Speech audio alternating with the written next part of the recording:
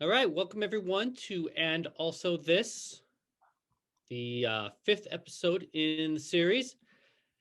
And um, today's episode, Yoga is the New Knitting, is a kind of companion with last week's episode. Knitting is the new yoga. So here's the connection or divergence, right? Knitting, which had once been a very mainstream craft in the United States, has had a resurgence as a kind of alternative practice, occupying the kind of role in the US not all that dissimilar to one yoga once occupied. However, and this leads into this week, there's been this really dramatic shift in the cultural role of yoga in the United States. For while it was a traditional spiritual practice in India, it emerged in the US as a kind of alternative. I'm going to say new age activity. Maybe that's not exactly right, but really now yoga, I think, is really in the United States very much part of the mainstream. At least that's how it looks to me, but I'm just a not very flexible occasional student of yoga. So um, I'm interested, I guess, first in just kind of what it looks like to someone like Elizabeth, who's been a lot more involved in the practice of yoga. So I don't know if you want to just start off talking about kind of your involvement, things like that, and then we'll just take it from there. Yeah. I actually was trying to also think of a little bit of a segue between the knitting and the yoga, and so I came up with a couple of ideas. Um, as a non-knitter, I'm a former crocheter, if you can say crocheter or crocheter, crochet. Um, this is a scarf that I crocheted as a child. I tried knitting. It didn't work as well as the crochet. So I'm wearing this instead of wearing something that I tried to knit. Um, when I was at yoga on Saturday, some of you probably know Margaret Prophet. She is one of my teachers at the studio on the hill where I go, which is Balance Hot Yoga. She several times during the class on Saturday said, knit your ribs together. Remember to knit your ribs together.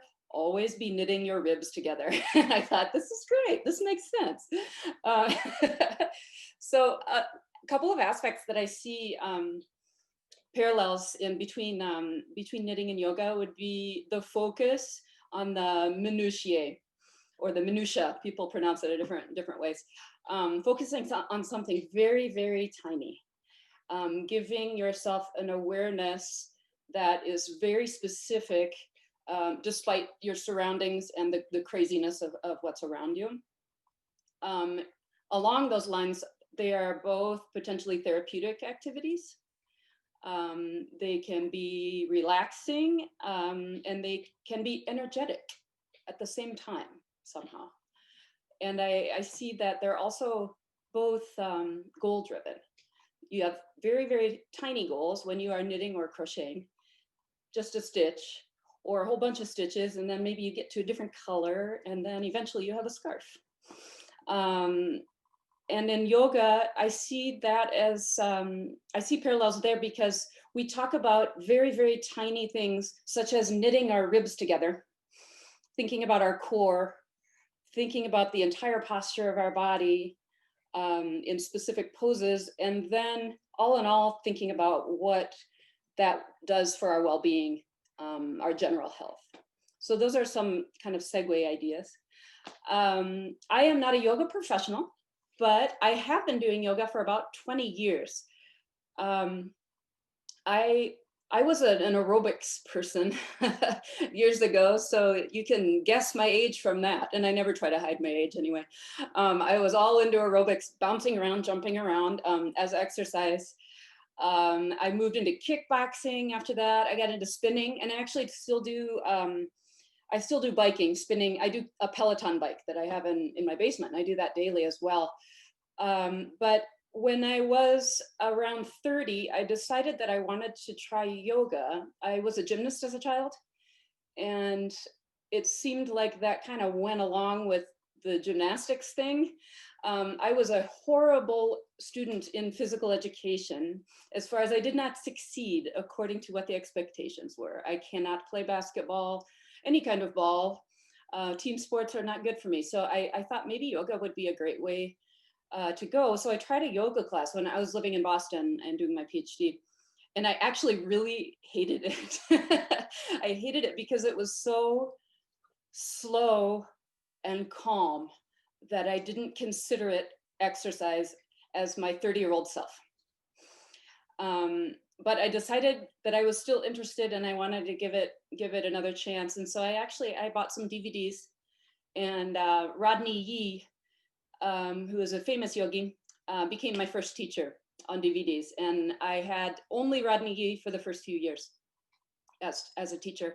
When I ended up moving back to Iowa, I joined a yoga studio that's no longer in existence, Field of Yoga downtown.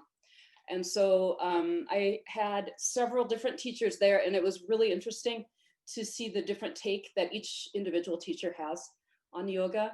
And by now I can't even count how many teachers I've had, 20, 30 teachers. And so now I do hot yoga. I'm a member of Balance Hot Yoga on the Hill, and Kara, the owner, is an alum of UNI. So that is where I currently practice. So that's just a little bit of background on where I'm coming from. So I am not a yoga teacher. I'm not trained at it except for through my practice and from my teachers. So I consider yoga itself as a teacher, and then Rodney, and then my many, many other teachers, including Margaret Prophet. Just a couple of other ideas that I just wanted to put forth before we go into more of a conversation back and forth. Yoga means, it's a Sanskrit word, and it means something like yoke in English. So if you can picture an ox yoke, some kind of a contraption that puts two oxen together and allows them to do more work, to work together, to accomplish a lot, and to gain more power. So that's kind of the idea behind yoga. Union is another word that some people use in English to describe what the word yoga means. And within this word union, it's about having awareness of your physical self, your emotional self, so mind, body, and spirit, and how they all work together. And it's a feeling of awareness about every aspect of your life. So it is. I agree with Jim that it's a new age thing. Some people want to know if it's my religion. I don't consider it a religion, but it's a way of thinking for sure. I used yoga in my quest for peace. I even drink each morning. I drink a cup of peace. I don't know if this is frontwards or backwards on the picture. So I drink a cup of peace in the form of coffee or tea. This is tea right now. I'm, as all of the people on the screen, I'm a very busy person, and I actually really like being busy. I have a lot to do, and I like to believe that the things that I do are important, not only to me, but to others. And I really enjoy that. But because I am going in so many different directions, I'm always looking for ways to just calm down. So I use yoga for that. And a couple of things that are helpful to me in my busy life are focusing on tiny things. Like I said, when I was comparing yoga to knitting, getting a little bit done at a time, having these small goals. All in all, after you have many, many small goals, will get you to a larger goal. So I like that. In yoga, we use eye gaze as part of the posture. Each pose has an eye gaze that is the goal. We can't always do it because, of course, the final expression of each pose is what we would call the hardest. It's something that might not be attainable, maybe not ever, but we have the intention of trying to get there. And eye gaze is part of what we do. So you set yourself up in the pose and you're supposed to look in a certain place, look there, and then make your gaze fuzzy. It's, you're doing it purposely, and it does have a purpose of balance, but you want to do it lightly at the same time. So you're trying very, very hard to have zero effort, or have it look like there's zero effort. and all of the effort is within your own power. Another thing that I do is think of my breath a lot. And when I was a high school teacher at Price Lab, I had on my wall in French, respirer, for my students who got scared to be called on, got scared to try to say something in French they didn't know how to say. When I felt tension mounting, then I would try to have everyone just calm down, look at the wall, respirer, and everyone just take a breath, because nothing matters that much at all. We can always stop, take a pause, take a breath. And another thing that is helpful that seems very trivial is mudras, tiny, tiny little positions. So this one with the index and the thumb helps concentration. And one might say, how in the world does doing this do anything? But it helps focus for me. It helps me focus on this particular point. So if I'm doing some kind of pose that's really hard for me to get to, hard for me to stay in, or hard to balance, sometimes going like this and thinking more about this than what I'm doing helps me to do the larger thing better. So these are things that I do in my life. I do them in meetings. So I guess that means I'm not focusing totally on the meeting. I do them in class. I do them while I'm driving. I do them before bed, and I do them when I get up in the morning on planes. And there you have it. Just a quick word about the athletic aspect. I mentioned that I am not a successful athlete. I've never thought of myself as an athlete, and I've kind of, I was ashamed as a younger person that I was not good at athletic things and games. I still am horrified to play a volleyball game, like, oh, let's just play some volleyball, or in the pool, or like, no, humiliating. So I'm so happy to have found something that actually is extremely challenging strength-wise. It does work cardio, even though you are often still or you're moving slowly.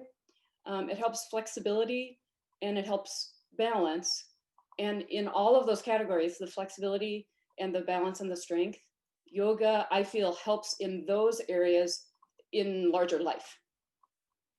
So that's kind of my philosophy as a non-professional.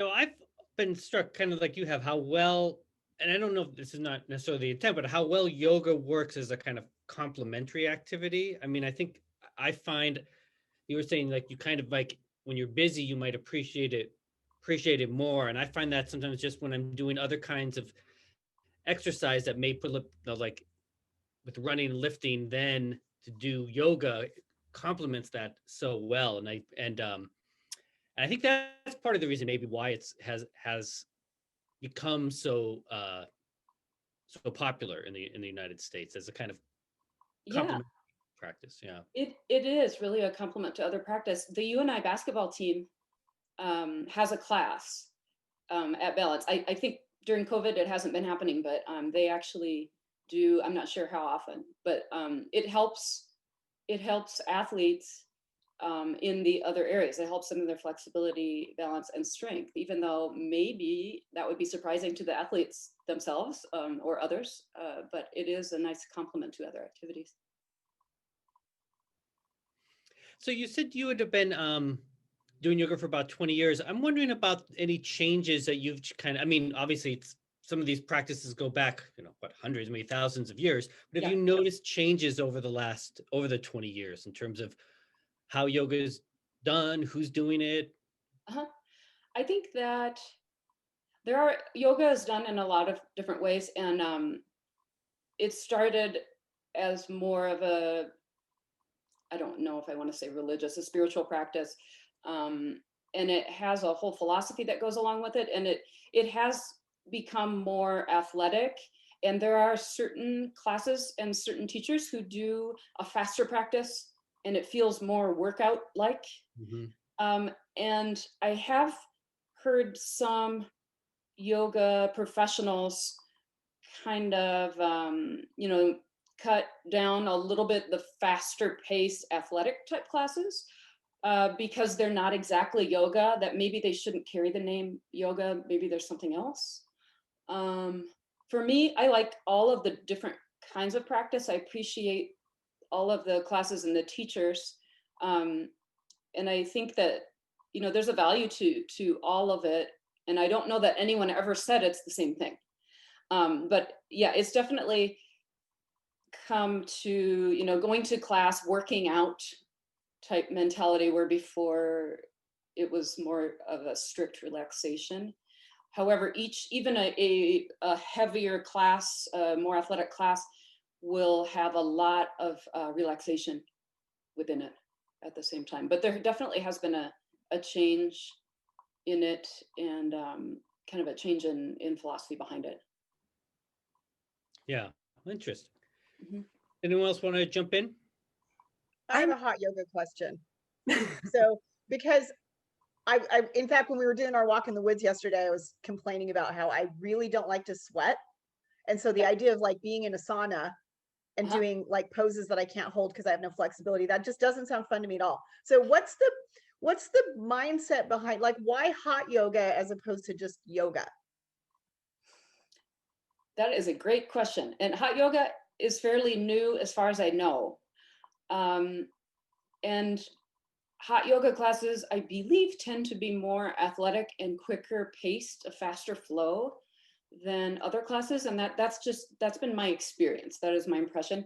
I like hot yoga because my muscles are more flexible because they are warm.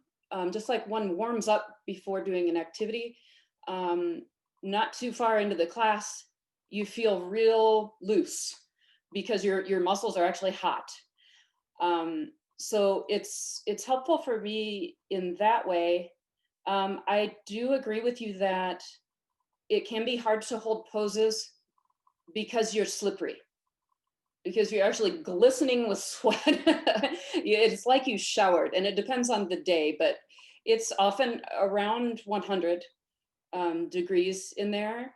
And so I wear full pants and not shorts, so that when I need traction, then I can put my slippery arm against a pant instead of against my leg, because sometimes you just would slide off. So I think that the benefits are, I really see a benefit to sweating. I feel like you sweat something out. Now, I don't know how medical that is, but I feel like I feel really kind of rinsed out when I leave, and kind of renewed. Otherwise, for me, it's more like it's a muscle benefit that I get, like a looseness of muscles and flexibility because the muscles are more loose.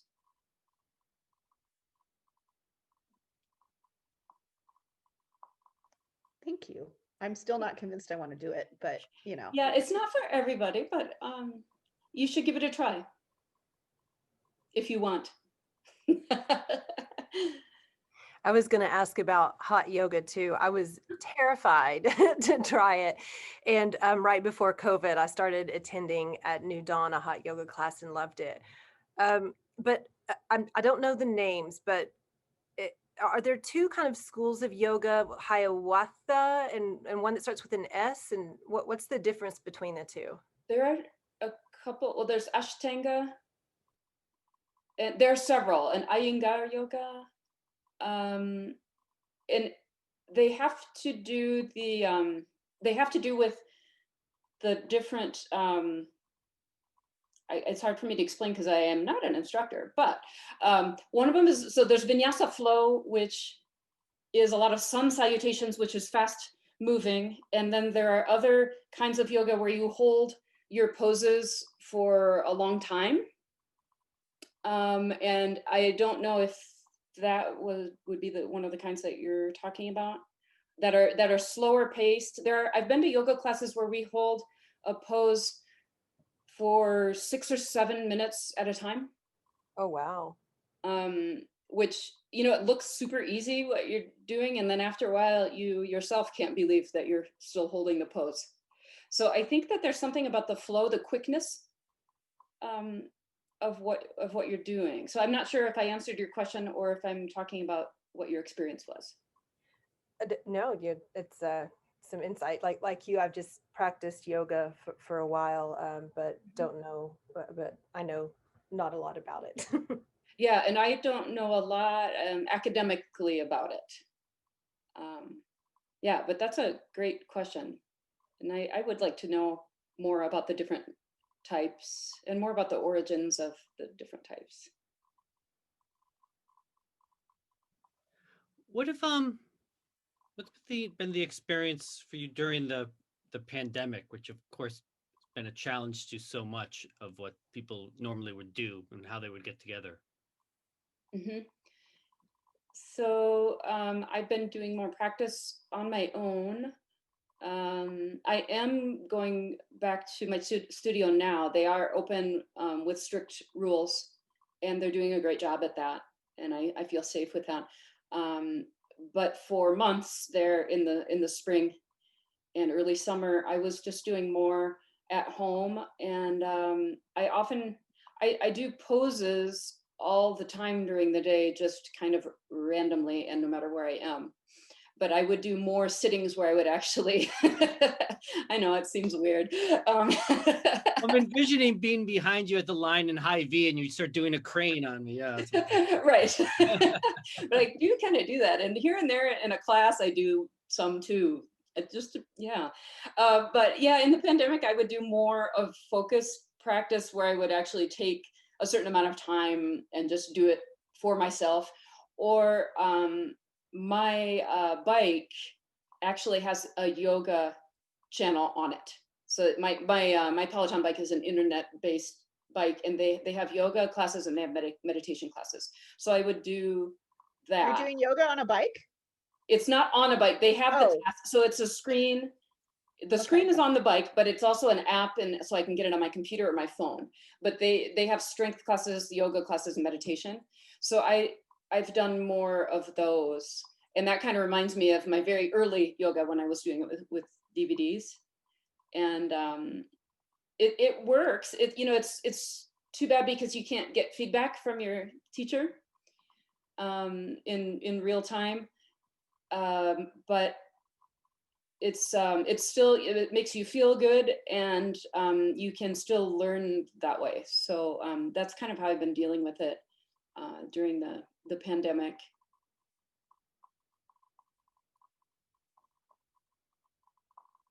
The dog was just in downward dog, and I was going to flip my camera around, and she stopped the pose. That is a beautiful thing. My pug does poses a lot. And when I do practice, she likes to be in on it. Most of the time she'll come and try to disrupt me, or maybe try to do it with me.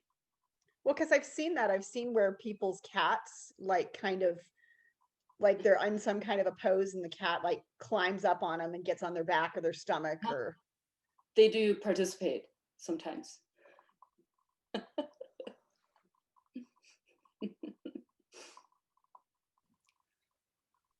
Like it's not hard enough already. Right. We have to dodge the animals.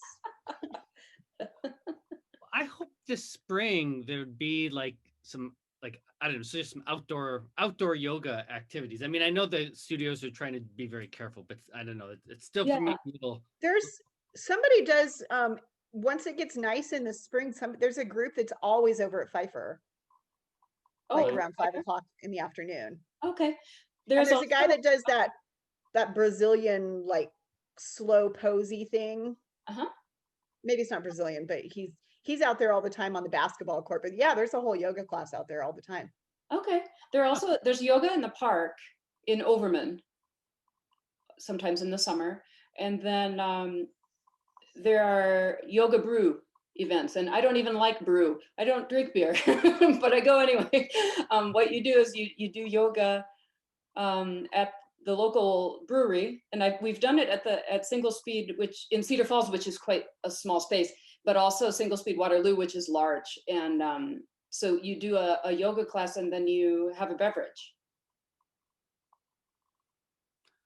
Okay. I guess it makes more sense in a beer mile. Oh, yes, I know. That's disgusting. And we've degenerated. This is being recorded. All right. On that note. Well, yes, we are at about the half-hour mark. So Elizabeth, well, thank you. It's been good to just chat about all this. Like I said, I haven't done as much over the pandemic as much yoga as I would normally. Can I ask one quick question? Yeah, go right ahead. Oh, yeah. So just, I have mine zooms around a lot. You know, it's hard for me to, I can concentrate on things, but seems like I'm always moving on from one thing to the next, to the next, to the next. And one way I help combat that is I like to be interested in subjects. So then, you know, you kind of dive into it and you almost find yourself meditating on it. Mm-hmm. One thing I wanted to do lately was maybe start meditating 5 to 10 minutes a day. Mm-hmm. And I guess you call it meditation / yoga or something. Yeah.